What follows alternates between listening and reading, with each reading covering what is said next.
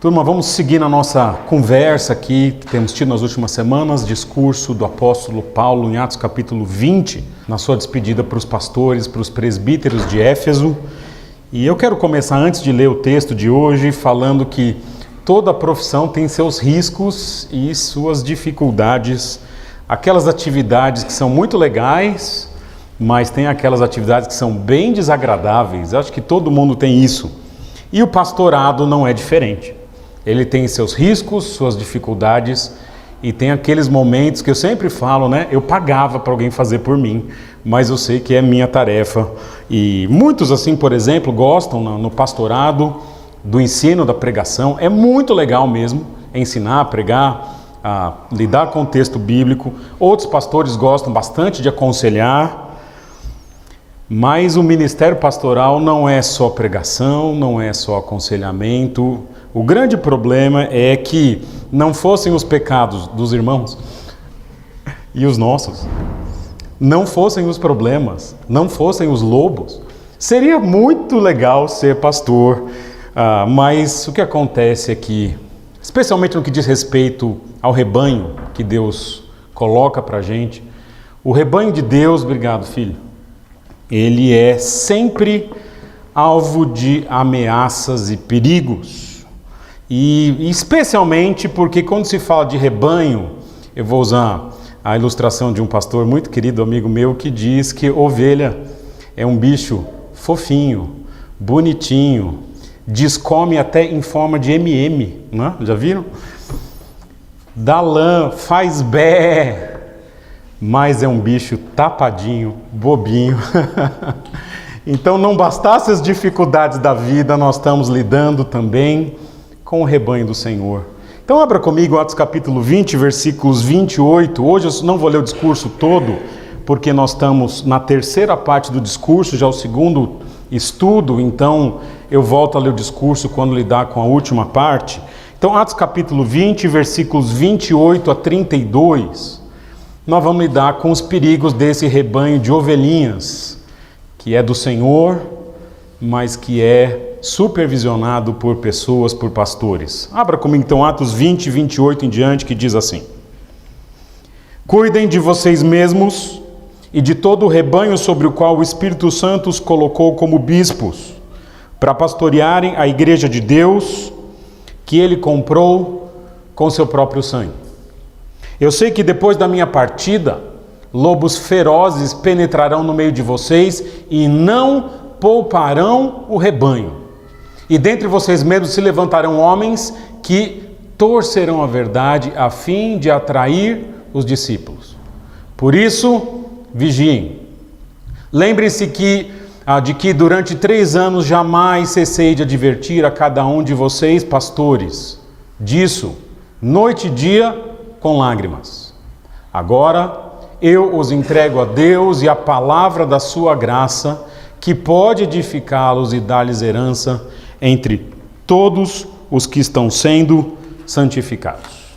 Semana passada nós lidamos só com o versículo 28 e vimos que todo pastor precisa ter uma consciência, uma compreensão de 3 elementos fundamentais. Primeiro, o elemento da prioridade. Cuidem de vocês mesmos e do rebanho, nessa ordem. Lidamos depois com a ideia de propriedade. O rebanho é de Deus, ele comprou. O pastor tem que ter a consciência de que o rebanho não é dele, é do Senhor. E lidamos por último na semana passada, quando ele diz a igreja que ele comprou com seu próprio sangue, lidamos com o preço, com o valor da igreja. A igreja é santa porque ela foi comprada a preço de sangue. E o que eu quero trabalhar com vocês hoje, muito simples nesse texto, os versículos 29 agora a 32, são em primeiro lugar os perigos que o rebanho enfrenta, serão 2, ou pelo menos 2, as origens dos perigos, e em seguida quero trabalhar os níveis de proteção, que também são 2, ok? Então cada versículo ou vai ser um perigo, ou vai ser um nível de proteção, e é o que nós vamos lidar. Turma, o texto menciona que a igreja é um rebanho. E a ilustração, essa analogia que vai permear todo esse texto, ela é muito real, porque nós estamos falando, rebanho é algo que normalmente na roça, ele precisa ser protegido. Rebanhos normalmente são alvos de lobos, de predadores, de onça, de cobra, de aves de rapina, de raposa, enfim. Porque há falando da analogia, né, essa ideia de que na natureza tudo é cruel, tudo pode virar alimento. Só que no rebanho de Deus, turma, é pior. Quando a gente usa essa analogia para o rebanho de Deus, nós não estamos falando só dos perigos de um mundo caído na sua natureza. Nós estamos falando de uma igreja que luta em primeiro lugar contra o diabo e seus anjos, que querem destruir a vida da igreja, a vida dos irmãos, a vida dos pastores. Nós estamos falando de uma igreja que vive num mundo caído, que é contra os valores que nós temos na Escritura e que vai contra tudo que a gente acredita. E nós estamos falando também de uma igreja que é composta de gente pecadora e muitos, eventualmente, que estão numa igreja nem crentes são. E são pessoas, são homens que, mesmo os crentes têm seus pecados, mas eventualmente há pessoas que entram no rebanho com corações para destruir, gente perversa que chega.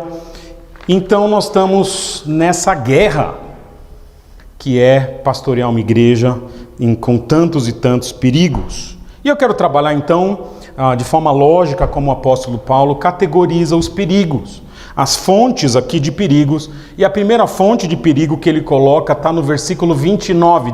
Veja comigo, versículo 29. Sei que depois da minha partida, lobos ferozes penetrarão no meio de vocês e não pouparão o rebanho. E a primeira fonte de perigo que tem aqui no texto é uma fonte externa. Ele usa o verbo para entrar, para penetrar, que está de fora e vai chegar provavelmente no meio dos pastores, dos presbíteros. Paulo então fala de uma analogia aqui e ele fala de rebanho. E ao falar de rebanho, ele lembra dos predadores do rebanho, ele usa a analogia de lobos. Ele diz que depois que ele foi embora, é o último tempo dele ali, lobos penetrarão naquele grupo ali. Então, ameaças que são de fora, que não estão lá hoje, mas que são de fora e que chegarão para destruir. Se você olhar a expressão lobos no Novo Testamento, ela é usada 5 vezes, Mateus 7, Mateus 10, Lucas 10, João 10 e Atos 20, que é esse quinto texto aqui, 5 vezes. E se você olhar cada um desses textos, eu tenho as referências aqui, Mateus 7,15, Mateus 10,16, Lucas 10,3, João 10,12 e este texto aqui. Você vai ver que na Escritura, essa analogia de lobos, ela tem 2 significados. Primeiro, são pessoas que chegam no rebanho para perseguir, para matar, literalmente. Naquela época, a igreja muito perseguida, Jesus trata isso em Mateus 10, em Lucas 10, pessoas que vinham para atacar os crentes, os pregadores do Evangelho. No entanto, na referência de Mateus capítulo 7, quando Jesus usa a expressão lobos, eu vou ler aqui para vocês, Mateus 7,15, ele diz assim: cuidado com os falsos profetas. Eles vêm a vocês vestidos de pele de ovelhas, mas por dentro são lobos devoradores. Aqui ele não está falando de gente que veio para matar. Ele está dizendo, aqui está falando de gente que veio para enganar. Então, na segunda categoria de lobo, que é usada na Escritura, são pessoas que chegam no rebanho com falso ensino, com falsas doutrinas, com heresias e chegam para destruir. E falando de falsos profetas, então eu me lembrei do texto do Novo Testamento, o capítulo do Novo Testamento, você vai abrir comigo agora, 2 Pedro capítulo 2, que é o texto clássico que faz a descrição de quem são esses homens, que agora em Atos serão chamados de lobos, que Jesus chama de lobos, que chegam no rebanho para destruir. 2 Pedro capítulo 2, eu vou ler com vocês o capítulo todo rapidinho aqui, que vai descrever para a gente como esses homens funcionam quando eles chegam no rebanho, o que eles fazem. 2 Pedro capítulo 2, versículo 1 diz assim, não vai ser projetado, abre aí. No passado surgiram falsos profetas no meio do povo, como também surgirão entre vocês falsos mestres. Pedro está dizendo aqui, na época do Antigo Testamento era falso profeta, agora não espere um falso profeta, espere um falso pastor, um falso mestre. Estes introduzirão secretamente heresias destruidoras, chegando a negar o soberano que os resgatou, trazendo sobre si mesmos repentina destruição. São pessoas que você vai ter que interpretar depois o que significa, mas que na melhor das hipóteses se dizem crentes. Muitos seguirão os caminhos vergonhosos desses homens, e por causa deles será difamado o caminho da verdade. São pessoas que dão péssimo testemunho. Em sua cobiça, observa as características: cobiça, dinheiro. Tais mestres os explorarão com histórias que inventaram. Há muito tempo a sua condenação paira sobre eles, e a sua destruição não tarda. Pois Deus não poupou os anjos que pecaram, mas os lançou no inferno, prendendo-os em abismos tenebrosos, a fim de serem reservados para o juízo. Ele não poupou o mundo antigo quando trouxe dilúvio sobre aquele povo ímpio, mas preservou Noé, pregador da justiça, e mais 7 pessoas.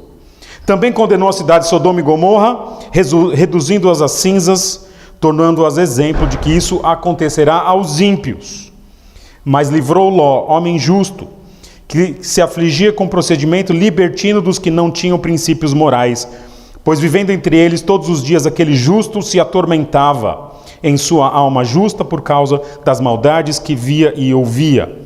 Vemos, portanto, que o Senhor sabe livrar os piedosos da provação e manter em castigo os ímpios para os dias do juízo. O que ele está dizendo? Como foi no passado a punição de Deus, vai ser com os falsos mestres. Especialmente os que seguem os desejos impuros da carne e desprezam a autoridade. Está falando agora de imoralidade.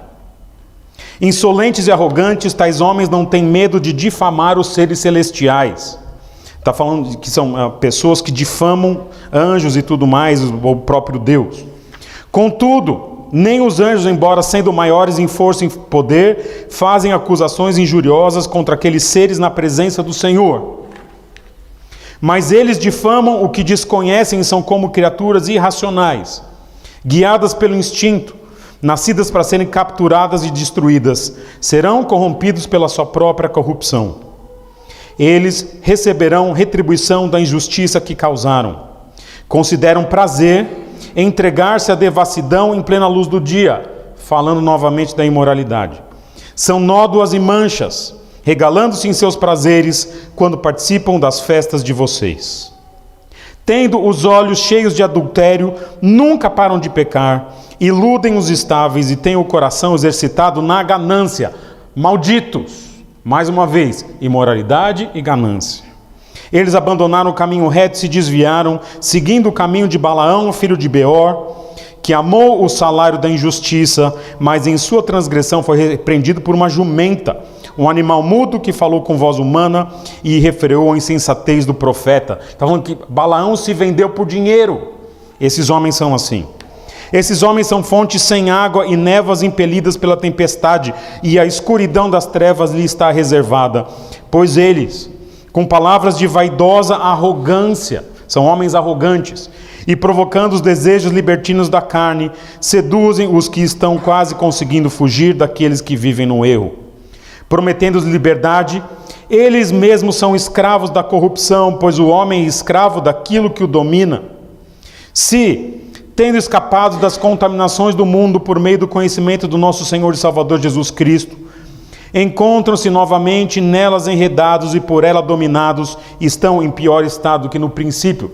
Esses homens que tinham se libertado de uma vida imoral, de uma vida antiética, antes agora voltam para as práticas tão pior. Teria sido melhor que não tivessem conhecido o caminho da justiça do que, depois de o terem conhecido, voltarem as costas para o santo mandamento que lhes foi transmitido. Confirma-se neles o que é verdadeiro provérbio: o cão voltou a seu vômito, e ainda a porca lavada voltou-se a revolver-se na lama. Se você observar esse texto que fala de falsos mestres e falso profeta, você vai observar que lobos cruéis, esses homens eles são pessoas que têm um combo. Sabe o que é combo, né? Você vai lá no McDonald's, vem um combo. O combo do falso profeta é teologia errada, falso ensino, heresia. Segundo, vida de ganância e roubo, dinheiro. Terceiro, vida imoral, imoralidade, sexo, adultério e tudo mais. Esse é o combo, teologia, ética, moral. Esse é o combo. Turma, quando nós estamos falando de alguém que chega no rebanho com uma doutrina errada, a doutrina errada é a ponta de um iceberg. A coisa sempre é mais funda. Eu sempre conto para vocês que eu vim de uma igreja neopentecostal. Na minha adolescência, nós participamos de uma igreja por 1 ou 2 anos, na verdade. E naquela época eu falava assim, mas o pastor da igreja, ele não ensina besteira. Hoje, tantos anos depois, 30 anos depois, tendo estudado no seminário, sendo pastor há 10 anos aqui dessa igreja, eu digo o seguinte, veja, ele não ensinava abertamente nada errado, mas ele sempre tinha uma palavra positiva. O que eu estou dizendo para vocês? Ele nunca desagradava ninguém. E observe, isso não é uma pregação bíblica. Alguém que só... Não é possível, eu estou lendo a Bíblia errada. Porque quando eu olho a Bíblia, às vezes ela, de fato, é como o Ademir orou, nos consola e nos confronta. Às vezes nos consola, às vezes nos confronta. Às vezes um ou outro, às vezes um e outro. Às vezes a palavra de Deus destrói, ela precisa destruir. E eu vou falar, até as pessoas. Ela precisa. E naquela igreja que nós frequentamos, começaram a entrar heresias. Foi por isso que nós saímos daquela igreja. Teologia da prosperidade. Alguns dos pregadores de televisão hoje, no seu começo, um deles até tinha bigode na época, né? Ia lá e pregava de vez em quando. Depois G12, dente de ouro. E teve o que eu mais gosto, que entrou na época, né? Que infelizmente já estava saindo da igreja, que é a unção do emagrecimento, né? Só saía do culto segurando as calças, né? Quando nós saímos de lá e fomos para uma igreja mais bíblica, também com seus problemas, mas num processo de amadurecimento, nós soubemos das histórias da igreja, dessa igreja de onde viemos, que não sabíamos. O pastor tinha uma vida imoral com muitas das moças da igreja, muitas das moças. Um cantor famoso da igreja também aprontava nessa área. Olha, as famílias hoje são destruídas. Filhos nas drogas, assim. A igreja não existe mais, graças a Deus. A igreja, aquele grupo, né? Chamar de igreja é difícil. Mas como aquela turma tinha dinheiro? Não sei de onde que tinha tanto dinheiro. Carro novo todo ano, olha. Lobo. Gente que traz coisa de fora e coloca na igreja. Vocês falam em lobo, né?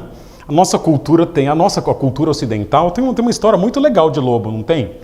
Da Chapeuzinho Vermelho, sabe? Vocês lembram o diálogo da Chapeuzinho Vermelho com a vovó? Vocês lembram? Ela chega lá, o lobo já tinha engolido a avó, não tinha? Tava lá já com o estômago cheio, tá na cama, lembra? Aí ele tá com a touquinha, não é isso? E aí a netinha chega ali, né, toda saltitante e fala: nossa, vovó, que nariz tão pontudo. É para te cheirar melhor, não é? Uma coisa assim, não é? Essa orelha, para que essa orelha tão grande? É para te escutar melhor. E depois chega, por que esses dentes tão grandes? É para te comer melhor. Lembra disso? Vamos aplicar isso daí? Vamos aplicar o diálogo? Eu quero ensinar a igreja a identificar lobos aqui, sem citar nomes. Podia citar nomes, mas vocês vão entender. O indivíduo se chama de apóstolo. Por que esse nariz tão grande? Pode cravar aí. Apóstolo hoje é lobo. Se chama patriarca. Tá de touquinha, galera. A gente não. Prega prosperidade. Ainda existe isso. Ou coaching, né, agora. Por que essas mãos tão grandes? É para te roubar melhor. fala que a Bíblia não responde mais ao século 21? Porque essa cauda, né, ou essa cabeça tão grande e tão aberta, é para te enganar melhor. Ou então, eu vou falar, faz um monte de piadinha tão engraçada, mas é incapaz de interpretar um texto. Porque essas orelhinhas tão pontudas, meu querido. Faz campanha. Sei. É amigão, é bonachão, é legalzão, mas não abre a Bíblia? Por que esses dentes estão afiados? Fala o que todo mundo quer ouvir? Sei. Pode cravar a turma. É lobo. É lobo. Lobo, o que você consegue enxergar muitas vezes é o ensino. Mas o lobo é um combo. Que começa no ensino e vai destruindo as vidas por completo. Esses são alguns que vocês e nós poderíamos identificar. Mas sabe o que me dói no nosso país? Se você observar quem são os homens que nos últimos anos tiveram alguma projeção política defendendo um cristianismo, são esses que eu citei aqui. O que eu estou dizendo para vocês? Hoje nós temos uma igreja no nosso país que quem representa o cristianismo, ele tem focinho grande. É lobo? O que aconteceu? Alguém precisa falar isso. Quem vai lá e fala em nome de evangélico hoje? É lobo. E essa é a primeira fonte de perigo. Ameaças, filosofias que vão chegando numa igreja local e podem destruir o rebanho. Mas sabe o que me dói nesse texto? Essa primeira fonte de perigo é externa. Eu cito para vocês sabem quem é, vocês não conhecem, um outro eu conheci. Vocês não conhecem. Que bom, não perderam nada. Mas olha o que o texto diz, versículo 30, uma segunda fonte. E essa é assustadora. Olha lá, versículo 30. E dentre vocês mesmos se levantarão homens que torcerão a verdade, a fim de atrair os discípulos. Se a primeira fonte de perigo, a primeira ameaça é externa, o problema é que a segunda ameaça não é externa. Ela é interna àquela igreja. E ele fala, homens que querem seguidores dentre o grupo de pastores e presbíteros da igreja de Éfeso. Não é gente que veio de fora, que trouxe teologia, porque, turma, vamos ser honestos aqui, é fácil falar dos outros. É muito fácil. Essas igrejas que eu mencionei, esses pastores que vocês imaginam quem são ruins mesmo. O problema é que no texto ele diz, dentre vocês mesmos. Sim, o cenário evangélico é péssimo, mas quando eu olho esse texto, arrepia minha espinha pastoral. Paulo passou 3 anos naquela cidade. 3 anos naquela cidade. E o texto vai dizer, em algum momento ali antes, que ele não cessou de pregar, ele vai falar aqui, vai falar antes, dia e noite, por 3 anos, com lágrimas. Paulo formou aqueles pastores. Não foram formados em Palavra da Vida, não foram formados em Martin Butzer, foram formados pelo apóstolo Paulo em pessoa, ali. Ele formou aqueles caras, aqueles pastores, ele instituiu cada um ali. E ele está dizendo o seguinte, e é desse grupo que estudou comigo por 3 anos, que hoje é pastor, aqui na minha gestão, dentro desse grupo vai surgir gente que vai torcer a verdade, porque querem discípulos para si mesmos. Homens que saem do meio da igreja. E quando você vê, quando Paulo escreve para os Efésios, depois na verdade para Timóteo, que vai ser um dos pastores que ele coloca, ele menciona que 6 anos depois aconteceu. Diz assim, 1 Timóteo capítulo 1, versículo 3. Partindo para Macedônia, roguei-lhe que permanecesse em Éfeso, a igreja desses pastores aqui, para ordenar a certas pessoas, que imagino que Timóteo saiba quem é, que não mais ensinem doutrinas falsas. 6 anos depois, já tem gente na igreja de Éfeso ensinando um outro evangelho. Diz ainda na primeira carta de Timóteo, capítulo 4, versículo 1, o Espírito diz claramente que nos últimos tempos alguns abandonarão a fé e seguirão espíritos enganadores e doutrinas de demônios. Tais ensinamentos vêm de homens hipócritas e mentirosos que têm a consciência cauterizada, proíbem o casamento e consumo de alimentos que Deus criou para serem recebidos com ações de graça pelos que creem e conhecem a verdade. Está dizendo o seguinte, uma característica, Timóteo, que você tem que lidar, aprender, desde já na sua igreja, na igreja de Éfeso, vai surgir falso mestre que gosta de doutrina de demônio.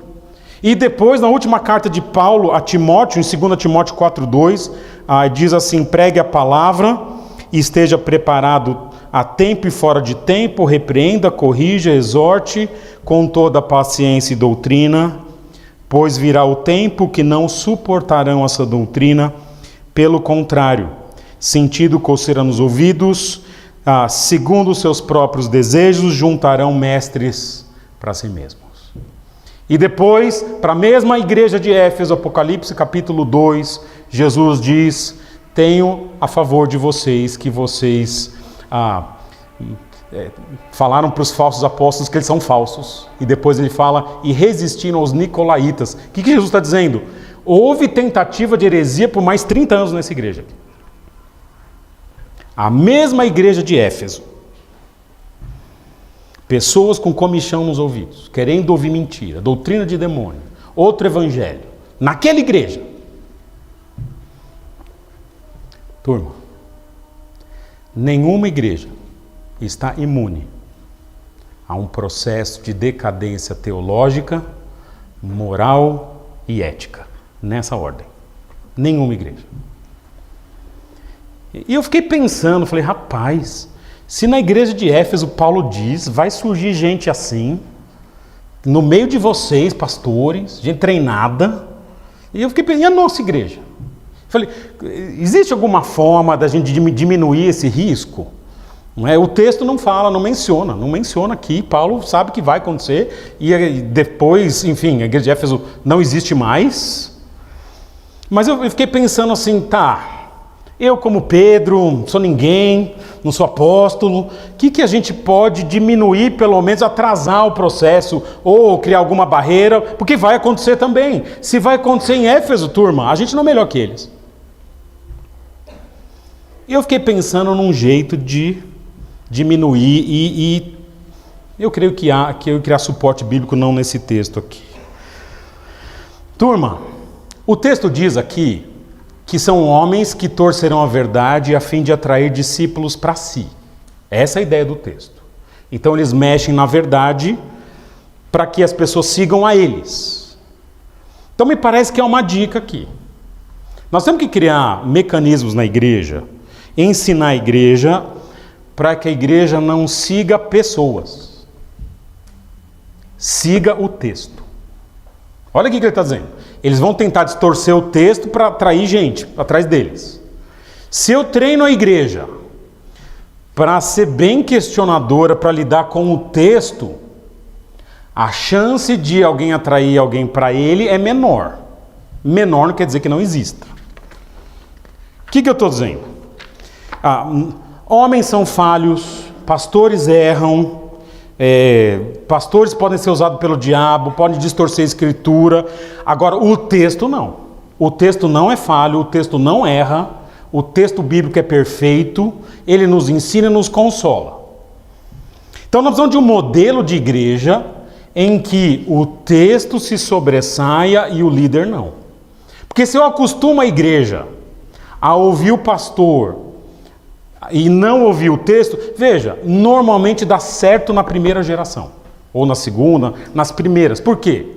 Muitas vezes pastores têm seriedade, são homens honestos, querem o melhor para a igreja, alguns têm uma personalidade mais viva, e chegam e pregam Bíblia. Mas naquelas coisas mais difíceis, o pessoal acaba confiando naquele homem ali, porque ele acerta, ele prega a escritura. O problema é que quando esses camaradas vão embora, morrem, saem, alguma coisa assim, a igreja foi treinada a ouvir a voz dele, não a voz do texto, não a voz da escritura. A ideia é, nós precisamos treinar a igreja a uma maturidade de olhar o texto e conferir se aquele homem ali que está pregando, que está usando o texto, está usando adequadamente. Veja como isso tem apoio bíblico. Abre comigo Gálatas capítulo 1, versículo 8. Paulo tem essa perspectiva assim. Interessante isso daí. Gálatas 1, 8. Esse texto é interessante. Gálatas 1, 8 é um texto que precisa ser dito. É a visão que Paulo tem de si mesmo e dos anjos versus a escritura, o evangelho. Olha o que o texto diz. Gálatas 1, 8. Mas, ainda que nós, quem são nós? Nós, apóstolos. Nós, Paulo, Timóteo, etc. A equipe dele aqui, talvez com Barnabé. Ainda que nós, ou mesmo um anjo vindo do céu, vos pregue evangelho que vá além do que vos temos pregado, seja anátema. O que Paulo está dizendo aqui? Ele está treinando a região da Galácia, as igrejas ali, a não olhar a pessoa, olhar o conteúdo. Ainda que seja eu, Paulo, que de repente vira uma chavinha ali, começa a pregar algo diferente, não confia mais no Paulo, fica com o conteúdo que vocês aprenderam. É legal isso, né? É uma forma de diminuir esse processo, treinar a igreja. Agora, diminuir o processo, os riscos do processo, também não tem ilusão não. Se Paulo fala isso para os Efésios, eu imagino que se chegar alguém nessa igreja aqui, vou falar, querido o suficiente, amigão, que é engraçado, né? De um jeito que talvez até eu não consiga ser. Amigo, leal, vai com você no hospital, sabe? Coisa que o pastor tenta fazer. Até mais bonito do que eu, se é que isso é possível. E levar a turma na lábia, olha,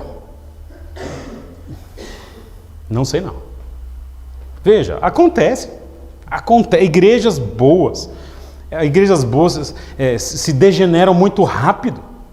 Sabe, não é só a igreja, o povo de Deus como um todo. Você pensa no bezerro de ouro. O bezerro de ouro existe, entre outros motivos, episódio, para mostrar que em 40 dias um grupo pode se perverter. 40 dias ou menos. Já sai, é um capotamento, sai da adoração ao Deus verdadeiro para um bezerro de ouro.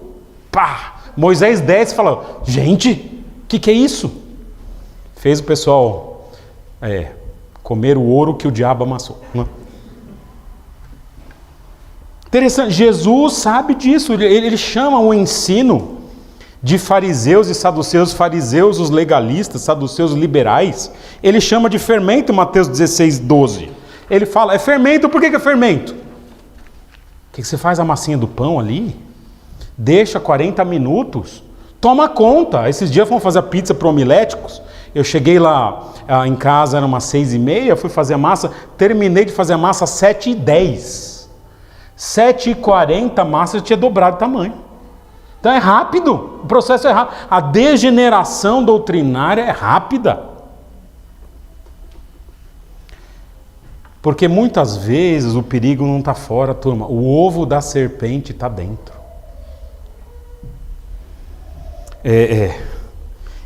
Sabe, turma, a gente precisa aprender nessa questão de seguidores. Um dia eu vou pregar, eu preguei, a última capela que eu preguei em Palavra da Vida, eu preguei sobre modéstia pastoral. Pastor é vaso de barro, turma. Ele não é o principal não, é vaso de barro. Ele carrega um tesouro, mas o valor está no tesouro, não no vaso. E parece que hoje as pessoas querem realmente o seu nome. Devido que ali é o seu nome que está no ministério, é a sua foto que está no thumbnail do YouTube. E quer seguidor, quer popularidade. E eu vou usar a expressão que um pastor querido falou de um irmão também muito querido aqui da igreja, elogiando esse irmão, ele disse o seguinte: ele vai conquistar os corações sem roubar os corações. Que frase linda! Isso é o oposto do que é um lobo. O lobo, ele quer, o lobo de dentro, ele quer os corações. Ele quer roubar os corações. A gente quer que os irmãos, os pregadores, os pastores conquistem os corações para serem ouvidos na palavra de Deus. Mas aqui eles querem roubar os corações. E muitas vezes o perigo está dentro por homens que no fundo só querem atrair discípulos para si mesmos. E aí nós temos as duas fontes de perigo, a fonte externa, que são esses lobos cruéis, identificáveis. Não precisa ser um grande teólogo para saber algumas coisas. Mas me preocupa também muitas vezes os perigos internos que surgem e a gente, por amizade, por carinho, não percebe. E nós temos que ficar atentos. Essas são as duas fontes de perigo que os pastores têm que estar atentos, os de fora e os de dentro. E nenhuma igreja está imune nem a um e nem ao outro. E eu quero trabalhar agora com vocês os dois níveis de proteção que o texto nos traz. Aqui Deus planejou um rebanho que é vulnerável em alguns aspectos, mas que tem os níveis de proteção para que esse rebanho continue. E o primeiro nível de proteção está no versículo 31, olha lá. Então as fontes de perigo são externa e interna, e os níveis de proteção, primeiro no versículo 31 diz assim: por isso vigiem, pastores, vigiem.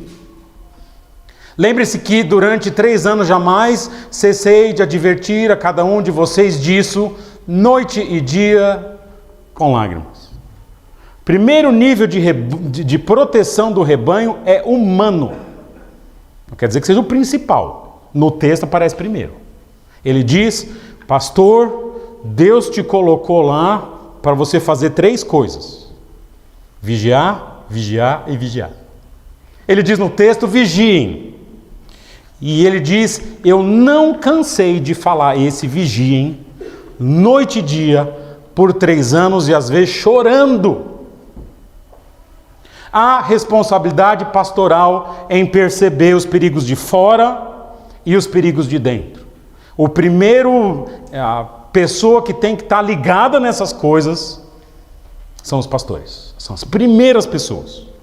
A nossa tarefa é estar em estado de alerta. Um dia, tomando café com o irmão da igreja, muito querido, ele chegou para mim e disse o seguinte: Pedro, você precisa desencanar um pouquinho dessas coisas. Era nesse assunto aqui. Eu falei: rapaz, não posso.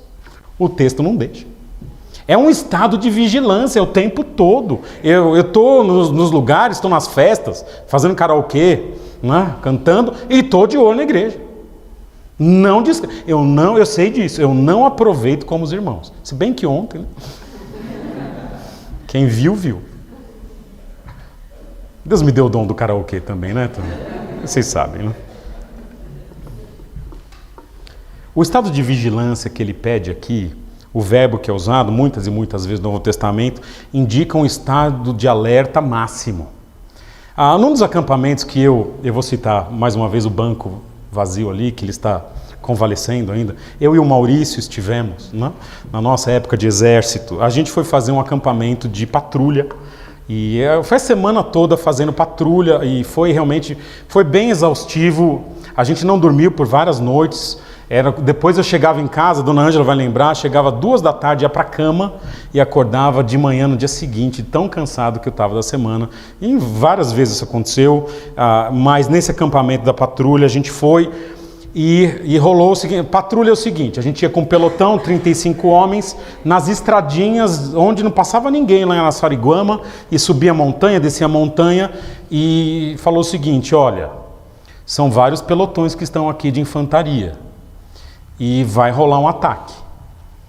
E vocês foram treinados, vocês vão repelir o ataque e eventualmente vocês vão atacar alguém que passe. Então, à noite, eventualmente, a gente subia um barranquinho, a estrada ficava mais baixo, ficava ou todo mundo de um lado e a parte baixa para o outro, e ficava ali de guarda para ver se algum outro pelotão ia passar para fazer a famosa emboscada. E eu me lembro que aquilo foi impregnando a nossa alma. Nós caminhando ali e sempre chegava num lugar com uma montanha mais alta, a gente mandava alguém, ia lá e tal para ver, porque você não quer ser emboscado, né, e depois ser zoado o ano todo.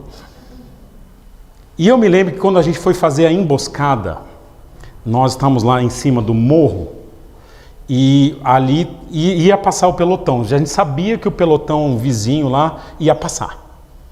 E eu lembro que eu estava na minha posição e fiz naquela neura. Os caras vão passar, não pode perder. 3 da manhã, você no meio do mato. E eu me lembro que o menino saiu gritando. Ei, chegou o pelotão. Aí todo mundo, bala de festim, pá, pá, pá, pá, pá. Não tinha pelotão, coisa nenhuma. O cara ainda foi preso depois, né? Dormiu, sonhou, acordou, achou que estava atacando, que estavam chegando pelotão, acionou, todo mundo atirou, o outro pelotão ouviu e foi embora. Perdemos a emboscada. Mas é esse estado de alerta, turma. Por muitos anos eu sonhei com o exército. O Maurício, o verdadeiro, não aquele que... Ele falou que nunca sonhou. Eu sonhei com essas coisas, impregnou na minha alma, porque era aquele estado de alerta o tempo todo. Você vai ser emboscado, você vai ter que emboscar. Chegava alguém, todo mundo ia para o mato. Aquilo... Enfim. Isso é um pastor. Isso é um pastor. É o estado de alerta. É o rebanho. Sabe, é ser atacado. É lobo que vai pegar o rebanho. Isso é ser um pastor. Há uma responsabilidade que Deus conferiu a pastores para serem cautelosos, vigilantes, para não dormir em serviço. Porque há esse elemento de responsabilidade pastoral. Paulo, antes de falar da graça de Deus que ele vai falar, ele fala, você tem um papel. Pastores, vocês têm que vigiar. E eu vou falar para vocês, como pastor ele age com ovelha de um jeito, com lobo de outro. E eu vou falar, eu não tenho dó de lobo não tenho, porque destrói a igreja, não tenho. Os que me conhecem sabem, eu sou normal, tenho meus erros, mas quando eu vejo ameaça para o rebanho, eu sempre falo, e é verdade, eu sou um leão. Eu faço academia para isso. Até o que combate. Turma, sabe por quê? Ouçam o que eu vou dizer. Lobo não é um animal domesticável. Eu vi uma frase uma vez que me marcou profundamente, se não me engano, de Charles Spurgeon. Não existem lobos em circo. Tem tigre, tem leão, mas lobo eles não conseguem domesticar. Se não dá um biscoitinho pro lobo, tá tudo bem. Lobo é no cajado, quer dizer, na vara. Não tem jeito, é lobo. É que nem a cachorrinha que está me dando um trabalho extra lá no nosso terreno. É uma cachorrinha chama Babi. Ela foge da casa do vizinho e agora a minha casa é a casa da vez. E ela foge e ela adora vir na minha casa agora. E quando você chega perto, ela é malandra. Então eu tenho 2 cachorros. Um é grandão, a outra é feroz, pequena, mas invocada, né? E essa daí chega no meio do nosso terreno, às vezes a grandona está presa, não pode descer e ver e tal. E aí quando você chega para espantar essa Babi que chega lá no terreno, ela faz, sabe a carinha do gato de botas, sabe? Ela olha assim, abana o rabinho. E eu falo, sai Babi, sai daí. Só que veja como é um lobinho. Quando eu chego perto dela para espantar, ela estava toda ali, ela rosna para mim. Falei, sei, te conheço. Você tenta me manipular, mas até você fazer o que você quer. Quando eu chego realmente para te repreender, você rosna. Te conheço, pode sair daqui. Sai, ela pula o muro e sai. Muro grande. Lobo é assim, você não tem negócio. Ele tenta manipular, não dá, ele mostra o dentinho às vezes, fala, isso não é ovelha não, isso eu já vi em algum lugar, isso não é ovelha não. E há esse papel pastoral de falar, peraí, o que está acontecendo aqui? É normal, é um conflito normal da igreja, ou é alguém atacando o rebanho? Isso tem, é emboscada, o pastor tem que estar ligado, o tempo todo. Mas graças a Deus, embora haja esse primeiro nível de proteção pastoral, há um segundo e último nível aqui que eu quero tratar com vocês. Versículo 32 que diz assim: Agora eu os entrego a Deus e a palavra da sua graça, que pode edificá-los e dar-lhes herança entre todos os que são santificados. Sim, nos perigos externos, internos, há uma responsabilidade humana, pastoral, de vigilância. Mas Paulo chega no final e diz: eu sei que há algo maior aí, que não é só pastoral. Eu entrego vocês, pastores, nas mãos do Senhor e deixo vocês com a palavra da graça. E é isso que eu quero trabalhar com vocês um pouquinho, que é esse segundo nível que, no fundo, é maior que o primeiro. Em algum momento, mesmo com pastores vigilantes, a gente precisa perceber que, no fim das contas, o cuidado final, seja dos pastores, seja do rebanho, é do Senhor. Paulo cuidou daqueles pastores por 3 anos. 3 anos ensinando, recomendando, vigiem. E agora ele fala: eu vou embora, mas eu entrego vocês para aquele que é maior do que eu. E entrego não sem nada nas mãos, vocês têm o Senhor, mas têm também a palavra da graça. E eu gosto dessa expressão, a palavra da sua graça. Porque quando Paulo fala vigiem, a gente tenta, turma. Mas nenhum pastor é infalível nisso. Nós vamos errar tentando acertar. Mas há um Deus e um evangelho, uma palavra de Deus, maior do que os nossos erros muitas vezes. Que é o que nos sustentam e que em todo o processo, até quando uma ovelhinha sai mordida, nos consola graciosamente. Porque sempre há graça e consolo para um pastor que encontra graça na Escritura. Para um pastor que abre a Bíblia, sempre haverá graça. Nessa luta que é tão grande, que é o ministério pastoral, com tanta coisa que pode dar errado, eu sempre digo o seguinte, que o normal de uma igreja é ela se dividir. Se o pastor não quer que a igreja se divida, ele vai ter que trabalhar por isso. Então, tanta coisa pode dar errada numa igreja. Ataques, lobos, divisões, imaturidades, pecado de lá, pecado daqui. O pastor tem que lembrar que Deus está no controle e que há uma palavra graciosa na Escritura que nos ajuda em todos os momentos. Veja, às vezes um pastor falha, não percebe o lobo de fora, traz para dentro do rebanho. Ou às vezes o pastor não percebe o lobo de dentro e deixa o lobo de dentro ter mais autoridade do que deveria. Acontece. Mas até nesses momentos, muitas vezes, Deus nos poupa do pior. Por quê? Porque nós estamos entregues a Ele e à palavra da sua graça.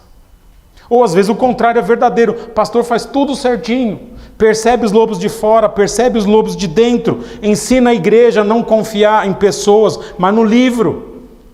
E ainda assim pode dar tudo ruim. E não dá ruim não porque o pastor fez tudo certo, mas porque ainda assim a gente precisa da graça. E é uma graça que está sempre disponível. Essa é a realidade. Turma, é por isso que igrejas sobrevivem por décadas. Não é porque pastores são bons, porque não são.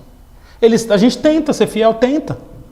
Mas no fim das contas, é Deus ali, olha, eu os entrego a Deus e a palavra da sua graça. E aí o texto termina falando algo que é lindo aqui. Lindo. O texto menciona que essa palavra e esse Deus pode edificar os pastores e pode dar herança entre os santificados. Sabe, turma, pastores são nesse processo de proteger o rebanho, e eu posso observar nesses 10 anos, pastores crescem, pastores amadurecem, aprendem que eventualmente nós temos lobo em pele de ovelha e às vezes nós temos ovelha em pele de lobo. Parece que ia dar ruim e não dá. Pastores muitas vezes vão percebendo que algumas decisões não foram tão sábias no sentido de proteger o rebanho. Isso é o edificar, é o crescer, é o construir. Mas o que eu acho lindo desse texto, eu sempre pensei algo e não tinha me ligado que existia esse texto aqui. Eu falava assim, puxa, como pastor, a gente trabalha tanto às vezes, será que tem alguma promessa de uma herancinha assim, tipo pastoral, assim? Será que tem? Ou é assim, só herança genérica de todo mundo, né? Aí quando eu olho nesse texto que ele menciona uma herança, no mínimo entre os que estão sendo santificados, eu falo, puxa, ser pastor deve ter sua recompensa em algum momento, deve ter uma herancinha lá, né? Talvez, nem que seja uma coroa do Burger King, mas alguma coisinha ali. Tem ali para o pastor, porque trabalhou, porque foi vigilante, porque acessou o Senhor e a palavra da sua graça quando deveria. E esse texto mostra que o ministério pastoral não é em vão. Nós temos herança nesse processo de proteger o rebanho. E turma, olhando para a nossa igreja aqui, com idas e vindas, trancos e barrancos, avanços e recuos, estamos indo. 18 anos, estamos indo. Pode capotar? Pode. Pode.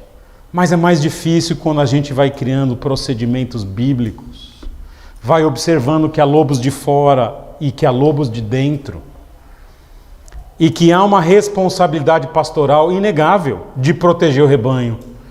Mas até quando isso falha, eventualmente a gente conta aqui com a graça divina. É mais ou menos o que aconteceu lá em casa, e eu quero terminar com essa história aqui. Há tempos atrás nós tínhamos umas madeiras, sobraram uns pedacinhos no pergolado que eu fiz, sabe uns toquinhos de madeira? É aquela até que cheira mal, cupiúba, sabe? Então nós deixamos num cantinho ali, até saber o que ia fazer, então sobraram uns 20 toquinhos de madeira, e ficou lá um tempão, meses. E a Molly passava por ali, a gente passava por ali, a Molly e a cachorra, né? E nada acontecia, até que um dia, eu não lembro o que eu tinha feito, era umas 6 da tarde, foi um dia cheio, eu falei para o João, filho, vamos recolher a madeira lá, vamos pular fora, acho que tinha uma caçamba lá, vamos jogar na caçamba lá da nossa rua e tal. E aí pegamos as madeirinhas, a gente foi recolhendo, e sabe como que é adolescente, né? Né? Tava eu indo lá, pondo no carrinho de mão, levando, e quando eu cheguei, as madeiras tudo organizadinhas, sabe? Papai, vou fazer um dominó. Fala, filho, cansado. Fala, filho, quer saber? Eu termino isso daqui. Fui pegar uma madeira. Quando eu olhei, falei, uma cobra. Tinha uma jararaca ali o tempo todo. A Molly passava ali, a gente passava ali, nós nunca tínhamos visto. E o João brincando com as madeirinhas ali, e eu tive até um troço depois. Falei, cara, o João podia ter morrido, né? E sabe o que eu estou dizendo? Às vezes a ameaça está lá e a gente não percebe e Deus cuida. Essa é a minha oração aqui. Sim, eu falei para ele, você lembra que eu te falei? Cuidado com cobra, escorpião e aranha, que nem eu falei ontem na lenha, falei, Gabriel, lembra? Lembra? Falei, vamos mexer na lenha, cuidado, tem cobra, escorpião e aranha. Né? E não tinha. Mas aquele dia eu falei, cuidado com cobra, escorpião. Eu fiz meu papel. Olhei lá, não parecia. Quando eu fui efetivamente recolher, Deus não permitiu. Eu fui pôr a mão e vi que tinha uma cobra. Às vezes com a igreja do Senhor é assim. A gente faz nosso papel, a gente tenta, mas ao mexer, ia dar ruim. E Deus cuida. E é isso que muitas vezes a nossa esperança. Fazendo a nossa responsabilidade, cumprindo o papel pastoral, mas eu sei que Deus cuida. Por quê?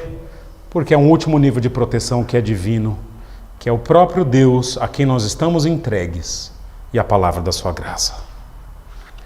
Turma, esse é o texto. Há perigos, mas há proteção também. E eu quero orar com você, e eu não quero orar só com você, eu quero orar também hoje por nós, por mim como pastor, quero orar pelo Ricardo, orar pela Piba, orar pelo Ives. Mais algum pastor que eu omiti hoje na distribuição de orações? Não? Vamos orar então, porque é o nosso papel. Difícil, muitas vezes desagradável, às vezes sem perceber os perigos, às vezes percebendo e não podendo fazer nada, mas confiando que o Senhor é aquele que graciosamente cuida de nós. Vamos orar então. Senhor, muito obrigado, porque nós estamos aqui como Igreja Batista da Trindade. Obrigado porque o Senhor tem nos protegido ao longo das décadas, ou da primeira década e quase a segunda inteira. Obrigado porque o Senhor cuidou de nós mesmo com erros, com ignorâncias e percepções erradas muitas vezes, mas também o Senhor tem trazido para nós aqui a perspectiva de proteção do rebanho, das ameaças de fora, das ameaças de dentro. E esse é o meu pedido, continua guardando a nossa igreja aqui hoje. Obrigado pela vida do pastor Ives, porque tem sido trazido aqui para o nosso meio. Cuida também do ministério dele, que o Senhor use as experiências que ele tem tido também de proteção nos rebanhos que ele pastoreou, que ele possa também nos ensinar aqui. Sou muito grato pela PIBA também, igreja tão marcante aqui na nossa cidade, da qual de certa forma nós somos fruto da PIBA. Obrigado pela vida do pastor Mendes e agora dos pastores que estão lá hoje, e pela vida do pastor Ricardo. E eu te peço também, Senhor, que o Senhor cuide da PIBA, seja das ameaças de fora, seja das ameaças de dentro. Usa muito a vida dos pastores para cuidar do rebanho, proteger o rebanho, mas também contando com a tua graça, a palavra da graça que consola, e o Deus a quem cada pastor está entregue, que isso seja também muito presente na vida dos irmãos da PIBA.